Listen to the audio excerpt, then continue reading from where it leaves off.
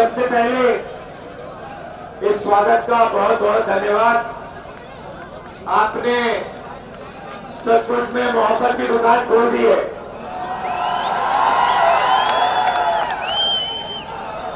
पिछले साल हमने भारत जोड़ो यात्रा की, कन्याकुमारी से शांत हो जाए, मेरे लिए आसान हो जाएगा, जरा शांत हो जाए, माइक इतना अच्छा नहीं है। तो पिछले साल भारत जोड़ो यात्रा की 4000 किलोमीटर चले और लोगों को जोड़ने का काम किया। नफरत का माहौल बीजेपी ने बना रखा है तो उसके खिलाफ लड़े और बहुत कुछ सीखने को मिला। काफी लोगों ने कहा कि देखिए आपने कन्याकुमारी से कश्मीर तक तो यात्रा कर दी, मगर मणिपुर से महाराष्ट्र भी जाना चाहिए। और हमने सोचा ठीक है, दूसरी यात्रा करते हैं मणिपुर से महाराष्ट्र और मध्य प्रदेश से तो निकलना ही पड़ता है। आप देश के सेंटर में हो तो इसलिए मैं आज आपके सामने यहाँ भारत जोड़ो यात्रा में खड़ा हूं। इसमें हमने न्याय शब्द जोड़ दिया। भैया अगर आप शांत होंगे तो मैं बोल पाऊंगा, अगर शांत नहीं होंगे तो मैं बोल नहीं पाऊंगा। तो इसमें हमने न्याय शब्द जोड़ दिया। न्याय क्यों? क्योंकि 2-3 अलग तरीके के अन्याय हिंदुस्तान पर हो रहे हैं। सबसे पहले आर्थिक अन्याय। आपका नाम क्या है? राजेश बरावा जी, ओबीसी सेल। आप जानते हो हिंदुस्तान में पिछड़े लोग कितने? मैं बताता हूं आपको, 50% पिछड़े वर्ग के लोग हैं, ठीक है?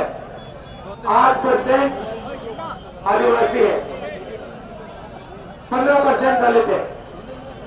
कितना हुआ? 50 और 15, 15 और 8,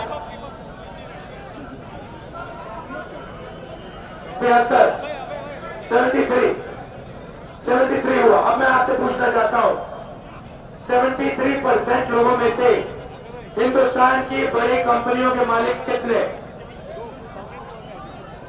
एक भी नहीं है, एक भी नहीं है। 2% छोड़ो, एक भी नहीं है। मीडिया में कितने 73% के मालिक? एक भी नहीं है। हिंदुस्तान के सबसे बड़े ब्यूरोक्रेट की लिस्ट निकालो, उसमें कितने? एक भी नहीं है। प्राइवेट कॉलेजेस के मालिक की लिस्ट निकालो, एक भी नहीं है।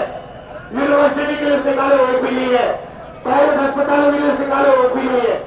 आप हो कहां? 73% है कहां? मैं बताता हूं, मजदूरों की लिस्ट निकालो, उसमें 73% मिलेगा। मनरेगा की लिस्ट निकालो, उसमें 73% मिलेगा। गरीबों की लिस्ट निकालो, उसमें 73% मिलेगा। मगर अगर आप हिंदुस्तान के सबसे अमीर लोगों की लिस्ट निकालोगे, उसमें आपको एक पिछड़ा नहीं मिलेगा, एक दलित नहीं मिलेगा, एक आदिवासी नहीं मिलेगा। इसलिए हमने सामाजिक न्याय की बात उठाई है। हम चाहते हैं कि सबसे पहले हिंदुस्तान के हर नागरिक को पता लग जाए पिछड़े वर्ग के कितने लोग हैं और उनके हाथ में कितना धन है। दलित कितने हैं, उनके हाथ में कितना धन है। आदिवासी कितने हैं, उनके हाथ में कितना धन है। सबसे पहले हिंदुस्तान का एक्सरे कराना है। एक्सरे कब होता है? जब हाथ टूटता है एक्सरे होता है। सही बात, सही बात। वैसे ही जाति जनगणना हिंदुस्तान का एक्सरे है। बात समझे? सबको पता लग जाएगा कि हिंदुस्तान का धन, हिंदुस्तान की संस्थाएं, हिंदुस्तान के इंस्टीट्यूशंस के तुम्हें किसके लोगों के हाथ में है और हिंदुस्तान के 73% के पास क्या है। नरेंद्र मोदी जी भाषण में कहते हैं भारत माता की जय, कहते हैं ना। ये भारत माता है कौन? ये भारत माता आप सब लोग हो, भारत माता की जय हो रही है, मगर इसमें 73% का कुछ नहीं है। तो ये कैसी भारत माता की जय हुई कि दलितों की इसमें जय नहीं हो रही, आदिवासियों की जय नहीं हो रही, पिछड़ों की जय नहीं हो रही, गरीब जनरल कास्ट की जय नहीं हो रही, सिर्फ 5-10% लोगों की पूरी की जय हो रही है। उधर अदानी जी, अंबानी जी जैसे लोग जय हो रही है उनकी। हिंदुस्तान के सारे एयरपोर्ट उनके हाथ में, तेल का बिजनेस उनके हाथ में, पोर्ट्स उनके हाथ में, बिजली उनके हाथ में, पानी उनके हाथ में। 5-10% लोग हैं, उनकी जय जय जय जय जय 24 घंटा हो रही है। और 73% देखता ही जा रहा है। आपने राम मंदिर का फंक्शन देखा ना? मुझे बताओ, हमारे देश की आदिवासी राष्ट्रपति है, उनका चेहरा आपको राम मंदिर के अंदर दिखा?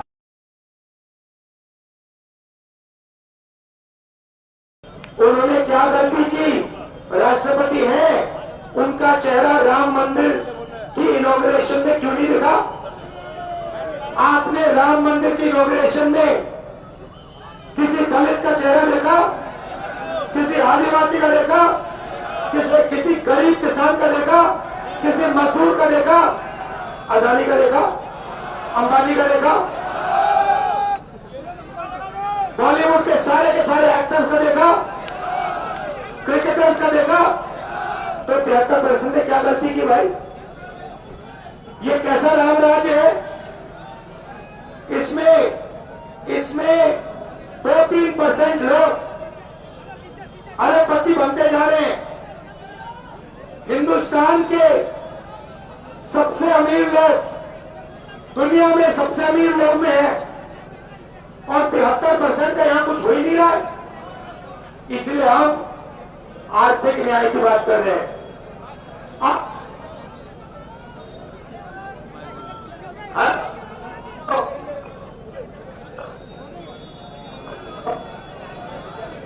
हेलो,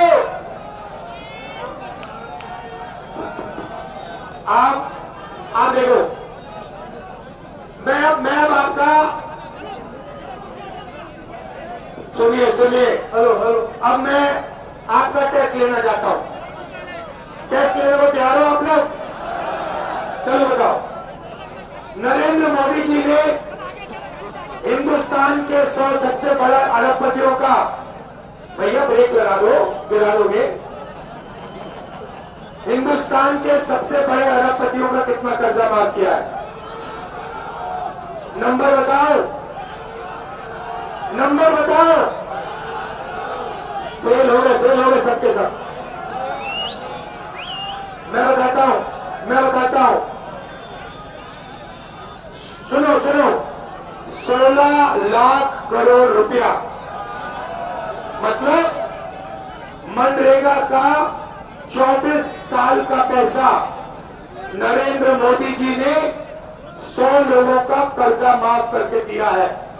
दूसरा सवाल, नरेंद्र मोदी ने हिंदुस्तान के किसानों का कितना कर्जा माफ किया है? ये टेस्ट आप पास कर गए। दूसरा वाला, पहला टेस्ट फेल हो गया, दूसरा टेस्ट पास हो गया, 50% मार्क मिले आपको। 100 लोगों को 16 लाख करोड़ रुपए माफ किए, और लाखों करोड़ों लोगों का 1 रुपया माफ नहीं किया। अच्छा मुझे बताओ, यहां पे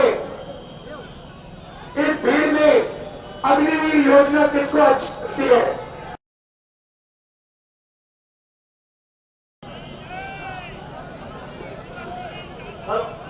हेलो, इस भीड़ में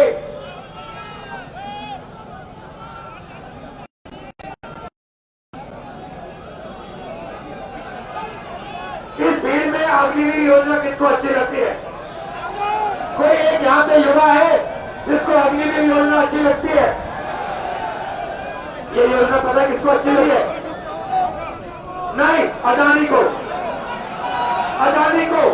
क्योंकि जो पैसा आपकी ट्रेनिंग में जाता था, जो पैसा आपकी पेंशन में जाता था, जो पैसा आपकी कैंटीन में जाता था, वो अब अदानी जी के बैंक अकाउंट में जाने वाला है। अग्निवीर भी कर दिया, पब्लिक सेक्टर को प्राइवेटाइज करते जा रहे हैं, कुछ ही समय में रेलवे को प्राइवेटाइज कर देंगे। आपके सारे रास्ते बंद हो रहे हैं और 2% लोगों के सारे रास्ते सपने पूरे हो रहे हैं। इसीलिए हम चाहते हैं कि इस देश में आर्थिक न्याय हो, सामाजिक न्याय हो, किसानों के साथ न्याय हो और युवाओं के साथ न्याय हो। आपने हमारी बात सुनी, इतने प्यार से बात सुनी, इसके लिए दिल से आपका धन्यवाद करना चाहता हूं। बहुत बहुत धन्यवाद।